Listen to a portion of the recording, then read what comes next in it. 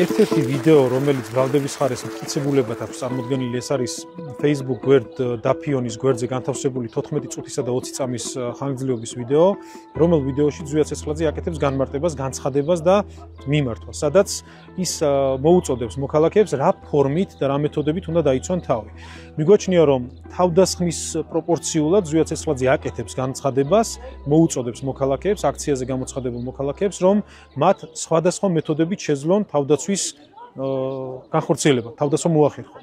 და ეს ვიდეო ბრალდების ხარეს მიჩნეული აქვს, რომ თითქოს ზვია ცეცხლაძე ამ ვიდეოთი აკეთებს საჯარო მოწოდებას და ამ საჯარო მოწოდების სანაცვლოდ შესაბამისად განხორციელდა სტრატეგიულ ობიექტზე, მათ შორის პარლამენტზე თავდასხმა. მიგვაჩნია, რომ ეს ვიდეო თავისი შინაარსით არ არის თავდასხმითი, ეს ვიდეო არის აბსოლუტურად თავდაცვითი ხასიათი, სადაც ზვია ცეცხლაძე აკეთებს განცხადებას და ეს ვიდეო ერთ-ერთი ძირითადი მტკიცებულება ბრალდების ხარისგან წარმოდგენილი, რომლის საფუძველზე დღეს ზვია ცეცხლაძეს ბრალდება 225 მოხლით გათვალისწინებული დანაშაულის ჩადენაში. აქვე არსებობს ძალიან მნიშვნელოვანი კითხვა, თუნდაც ეს ვიდეო იყოს თავისი შინაარსით მოწოდება, რომ მიიღონ პირებმა, პირთა ჯგუფმა მონაწილეობა თავდასხმაში, უნდა არსებობდეს სამართლებრივი ნიუანსი, მაგრამ აუცილებლად უნდა ითქვას, უნდა არსებობდეს დადასტურებული ფაქტი, რომ ზვია ცეცხლაძის ეს მოწოდება ნახა პირმა ან პირთა ჯგუფმა და ამ მოწოდებას მოყვა შედეგად მისი მოწოდების გაზიარება, გაცნობიერება და მას მოყვა შედეგად მოქმედება.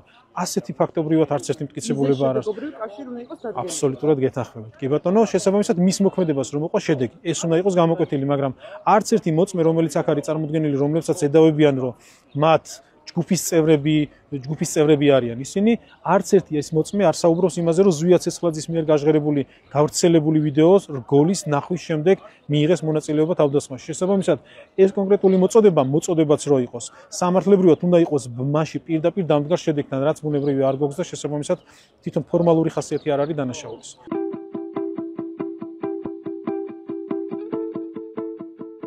იმის მიუხედავად, რომ ზვია ცეცხლაძეს პირადად არ ეკუთვნოდა ეს და მის სახლში ეს ნივთები არ ყოფილა განთავსებული, მისივე განმარტებით მას ეს ნივთები ჩაუდეს, ეს ნივთები დარჩა სისხლის სამართლის საქმეში, როგორც ბრალდების ხარის მტკიცებულება. აქ არის საუბარი რამდენიმე კილა ზეთითა და ბენზინით გაჯერებულ კილაზე და ასევე მოლოტოვის კოქტეილებზე, რომელიც როგორც ბრალდების ხარის ვერსია, თითქოს ზვია ცეცხლაძე ამას იყენებდა, უნდა გამოეყენებინა პოლიციელებზე თავდასხმისთვის, რაც რეალურად ზვია ცეცხლაძის განმარტებით აბსოლუტურად აზრს მოკლებულია ეს ლოგიკა და ზვია ცეცხლაძეს ეს ნივთები პირადად სახლში არ ქონია, ეს ნივთები მისივე თქმით არის ჩადენილი. 4 დეკემბერს შევიტყვე თუ არა, რომ ზვია ცეცხლაძის საცხოვრებელი სახლის შრეკა ხდებოდა, დამიკავშირდა მისი ოჯახის წევრი, მამა და მაცნობა, რომ იყო მის საცხოვრებელ სახლში შრეკა, გამოცხადდი ადგილზე და მოვითხოვე მისი საცხოვრებელი სახლის შრეკისას დასწრება. და შესაბამისად პასუხად მივიღეთ უარი, რომ ამის უფლებას ჩვენ არ გვაძლევდა საგამოძიებო ორგანო. უარის გაცხადების მიუხედავად ეს ყველაფერი დაფიქსირდა, შესაბამისად კადრები არსებობს ამის და ვიდეო მასალა, სადაც მე როგორც ზვია ცეცხლაძის ადვოკატი დავით ჭიკაიძე ვითხოვდი პროცესზე დასწრებას, შრეკის მიმდინარეობაზე დასწრებას, მაგრამ პასუხად მივიღეთ კვლავ უარი. ჩვენ ამ კონკრეტული ჩანაწერის გამოთხოვის შუამდგომლობით მივმართეთ საქალაქო სასამართლოს სამჯერ დასაბუთებული შუამდგომლობით მივმართეთ და ვითხოვდით, რომ წარმოდგენის შესაძლებლობა ქონოდა წარმოგვედგინა ეს კონკრეტული მტკიცებულება, მაგრამ სასამართლომ გითხრა უარი. ეს კონკრეტული მტკიცებულება პირდაპირ უკავშირდებოდა სისხლის სამართლის საქმეზე ამ მნიშვნელოვანი მტკიცებულების დასაშოვა დაუშვებლობის საკითხს, მაგრამ როგორც ზემოთაც გითხარით, სასამართლომ მიიღო ეს გადაწყვეტილება.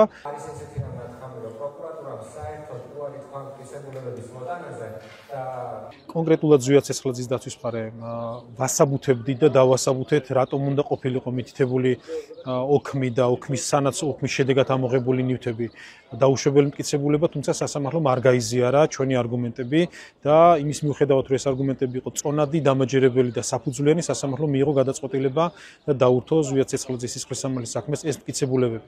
სასამართლომ დღეს ასევე მიიღო გადაწყვეტილება და საქმე არსებითად განსახილულად გადასცა არსებითი განხილვის კოლეგიას, მიგვაჩნია, რომ ეს გადაწყვეტილებაც არ იყო დასაბუთებული, რადგან ალბათობის მაღალი ხარისხით არ იკვეთებოდა ზვია ცეცხლაძის სისხლის სამართლის საქმეზე მტკიცებულებების იმ სტანდარტით გადაცემის საჭიროება და საფუძველი, რომ დადგება ალბათობის მაღალი ხარისხით გამამტყუნებელი განაჩენი. შესაბამისად, ერთობლიობაში ეს ორივე მიღებული გადაწყვეტილება მიგვაჩნია, რომ სამართლებრივად არ არის დასაბუთებული. მადლობა ბრძოლისთვის, მადლობა თანადგომისთვის.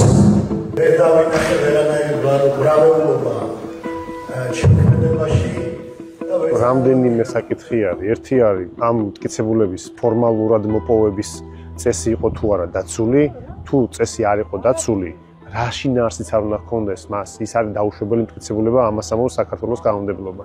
და განსახილველ შემთხვევაში ეს იყო ფარული საგამოძიებო მოქმედება და ფარული საგამოძიებო მოქმედებაზე აუცილებელი არსებობდეს სასამართლოს განჩინება. განჩინების არარსებობის პირობებში ფარული საგამოძიებო მოქმედებით მიღებული მტკიცებულება ნებისმიერი შინაარსის არის დაუშვებელი ვერ გამოიყენება. მაგრამ განსახილველ შემთხვევაში მაინც იქნა ეს დაშვებული მტკიცებულება ცნობილი, ეს იყო ერთ-ერთი ის საფუძველი, რის გამოც მე მოსამართლე საცილების საკითხი დავაყენე.